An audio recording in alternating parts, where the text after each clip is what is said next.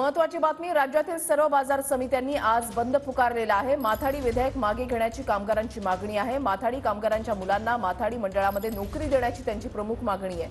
बाजार समित्यांचं केंद्रीकरण करणारे विधेयक मागे घेण्याची मागणी आहे आणि त्यामुळेच हा बंद पुकारण्यात आलेला आहे। पुण्यामधल्या मार्केट यार्डमध्ये जाऊयात। योगेश बोरसे आमचे प्रतिनिधी आमच्या सोबत आहेत। अधिक माहिती त्यांच्याकडून जाणून घेऊयात। योगेश, वृषाली, राज्यातील ज्या काही बाजार समित्या आहेत त्या बाजार समित्यांनी आज बंद पुकारलेला आहे। मी आता पुण्यातल्या मार्केट यार्डमध्ये आहे, बाजार समितीमध्ये आहे आणि आपण पाहू शकतो या ठिकाणी सुद्धा हा बंद आज दिवसभरासाठी पुकारण्यात आल्याचं पाहायला मिळते।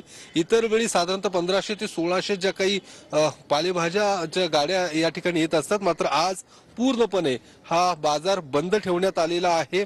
आणि या बाजार समित्यांच्या ज्या काही मागण्या आहेत त्या अर्थातच माथाडी जो कायदा आहे तो त्या कायद्याची काटेकोरपणे अंमलबजावणी करावी, त्यासोबतच माथाडी कामगारांच्या पाल्यांना माथाडी मंडळामध्ये सहभागी करून घ्यावं किंवा नोकरी द्यावी, अशा पद्धतीच्या ज्या मागण्या आहेत त्या राज्य सरकारकडे केंद्र सरकारकडे या बाजार समित्यांच्या माध्यमातून करण्यात आलेल्या आहेत। त्यासोबतच बाजार समित्यांचं जे केंद्रीकरण करण्याचा निर्णय हा सरकारने घेतलेला आहे त्याच्या विरोधात सुद्धा हा बंद आजचा पुकारण्यात आलेला आहे। आणि हा जो बंद आहे तो राज्यभरात असणार आहे आणि कामगार नेते बाबा आढाव याच सगळ्या मुद्द्यांना घेऊन मुंबईतील आझाद मैदानात आज दिवसभर आंदोलन सुद्धा करणार आहेत। आणि या बंदचा फटका हा शेतकऱ्यांना, त्यासोबतच व्यापाऱ्यांना आणि कामगारांना सुद्धा या ठिकाणी बसलेला आपल्याला पाहायला मिळतोय। नक्कीच धन्यवाद योगेश दिलेल्या सविस्तर माहितीसाठी।